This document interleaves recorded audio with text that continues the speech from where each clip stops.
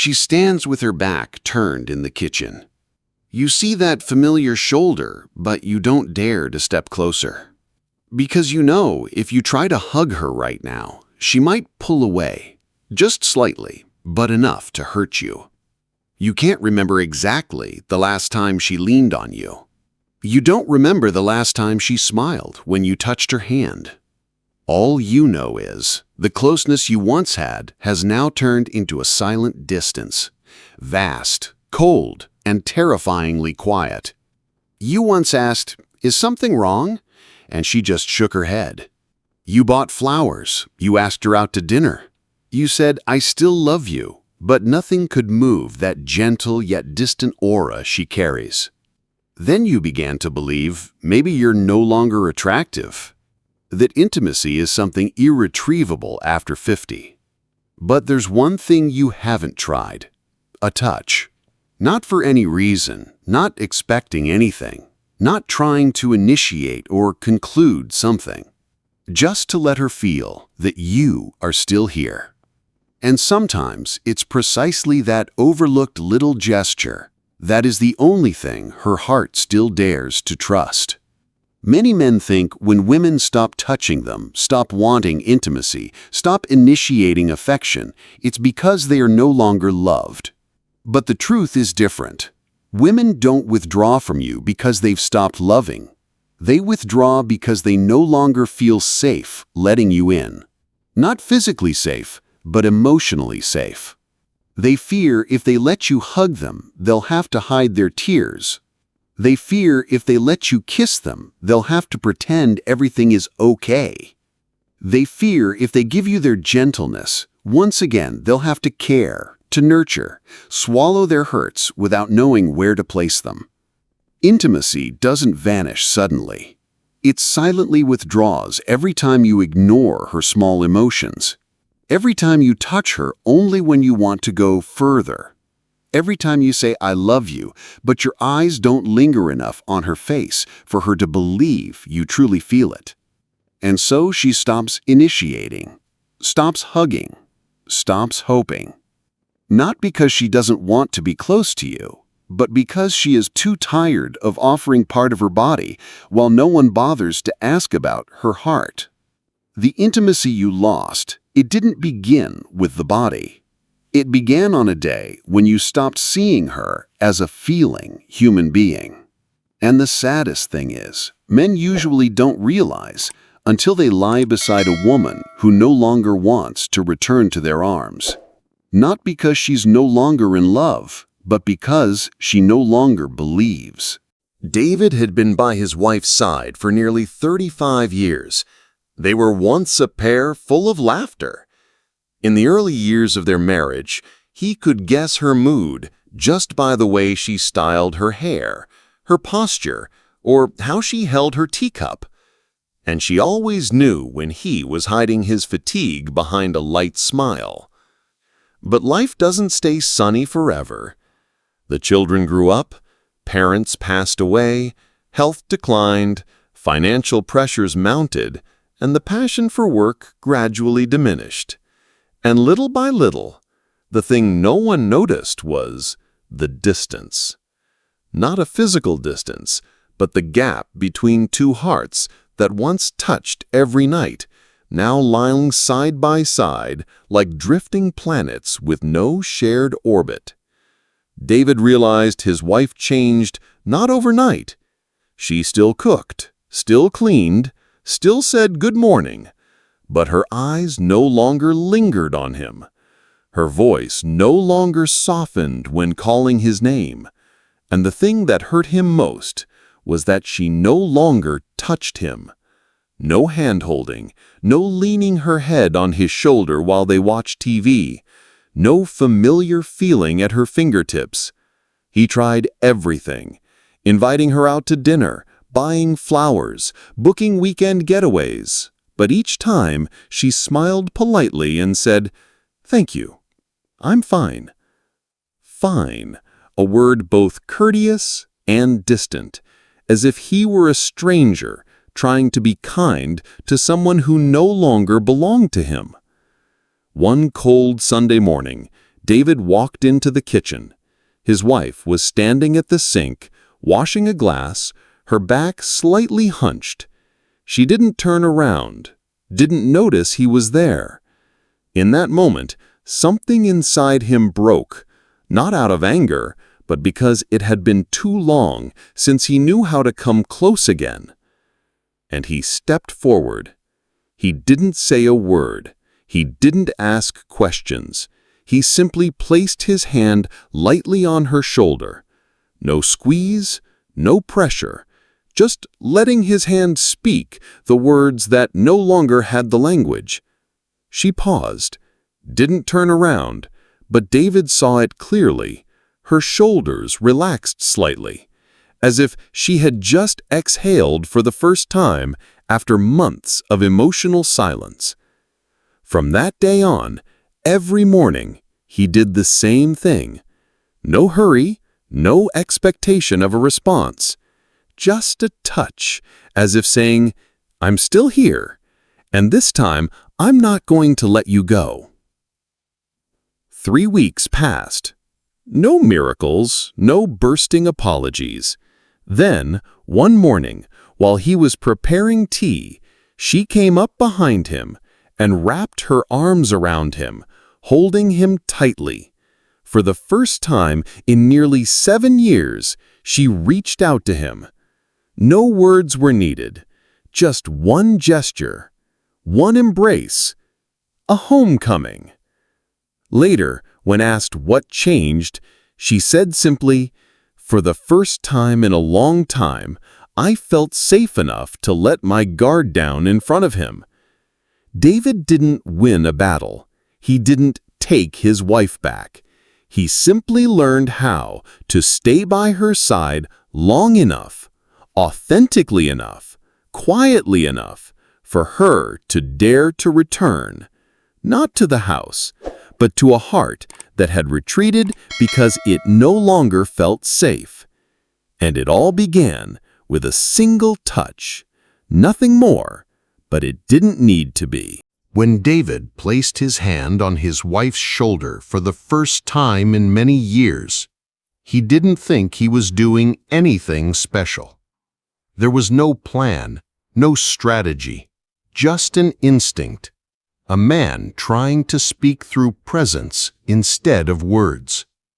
Yet it was precisely that no expectation that made her feel safe. Because if he touched her to get something in return, she would sense it.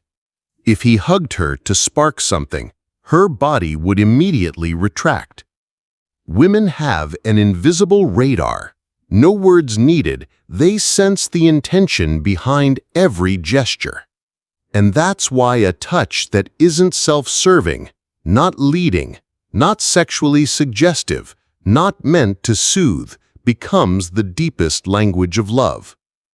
Psychology calls this safety priming. When a woman has been disappointed, withdrawn, and forced to be strong for too long, her body no longer responds to the world through thought, but survival instinct. Every time you touch her before she's sure you expect nothing, her body immediately raises its barrier. She doesn't want to push you away, but her subconscious does not trust that you'll stay if she doesn't respond. So when David gently touched her shoulder and then pulled his hand back, he asked nothing, expected nothing, didn't gaze into her eyes waiting for a reaction.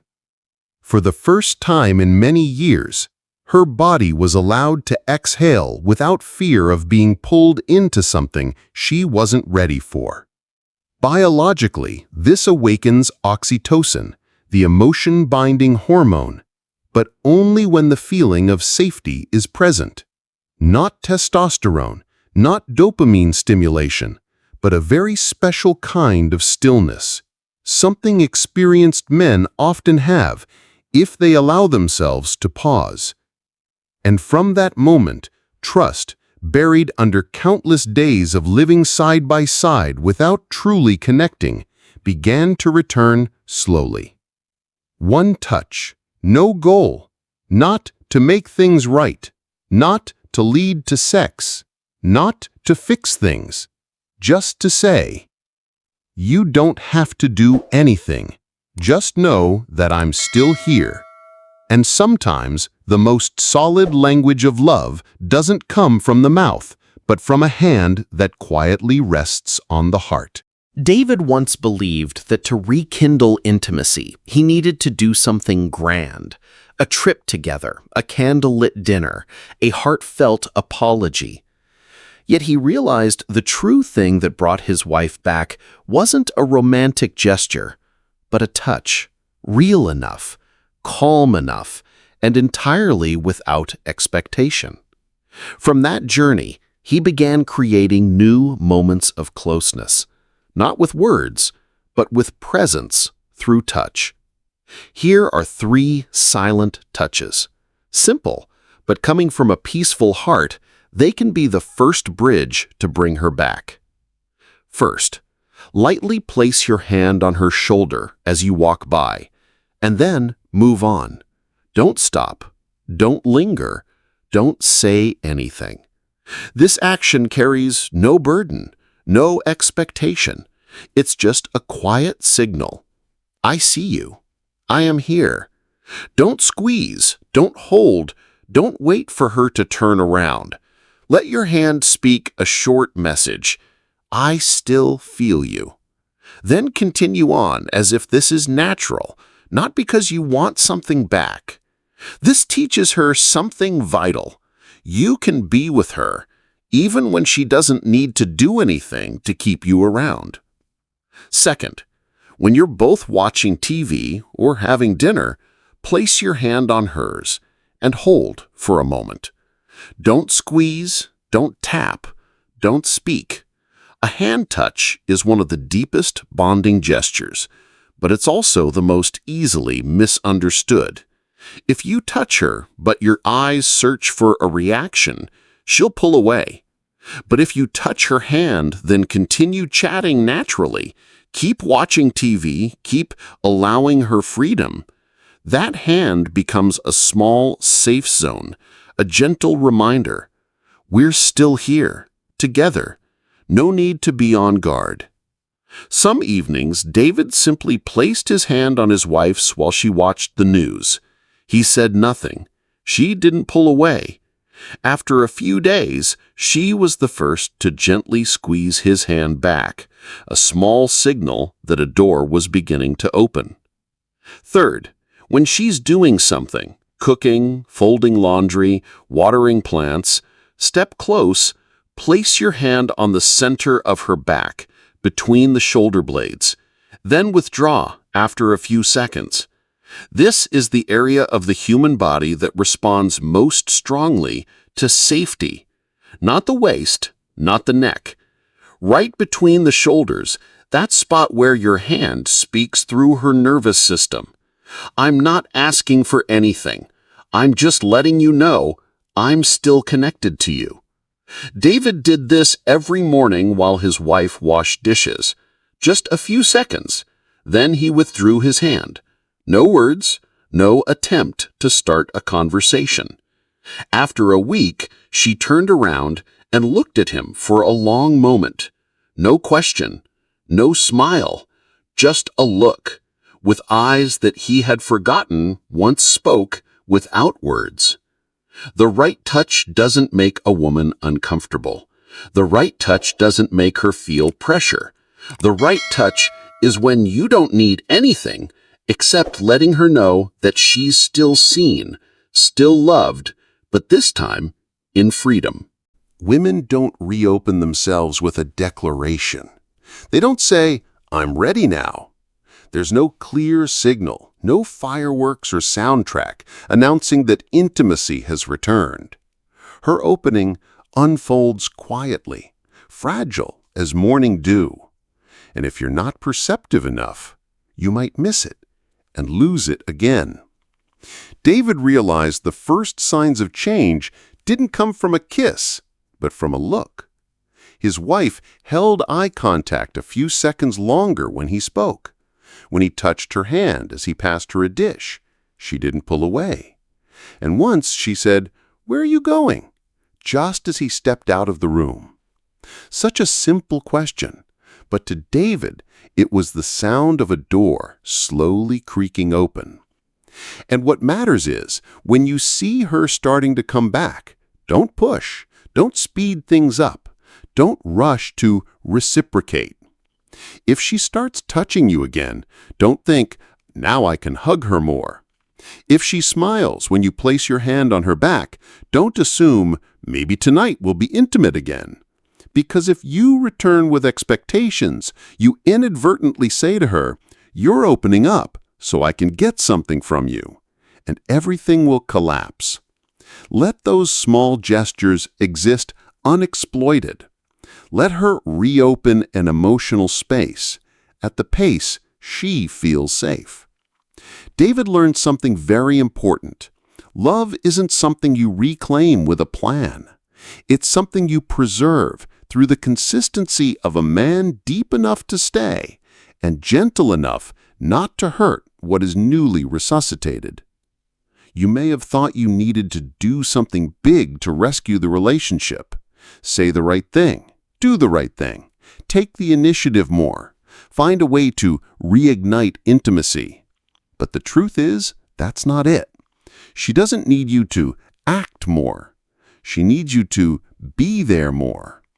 And sometimes being truly present isn't about grand gestures or words. It's in the quiet steadiness you bring when you step near her.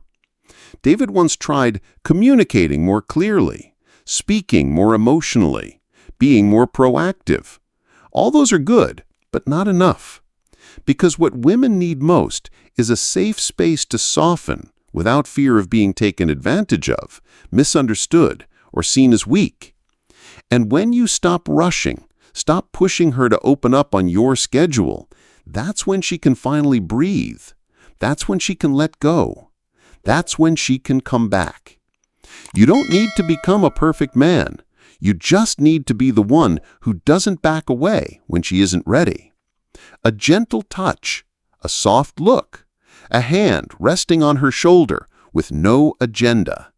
These small gestures, when repeated with sincerity, create a safe haven where she can return bit by bit. And if you're in a relationship that's grown cold, if you lie beside the woman you still love but feel like you're a world apart, remember this: you don't need to say anything. Just be calm, be authentic, be steady, enough that she dares to soften. Because sometimes what she's been waiting for isn't a declaration of love, but a place where she can feel loved without having to put on a show.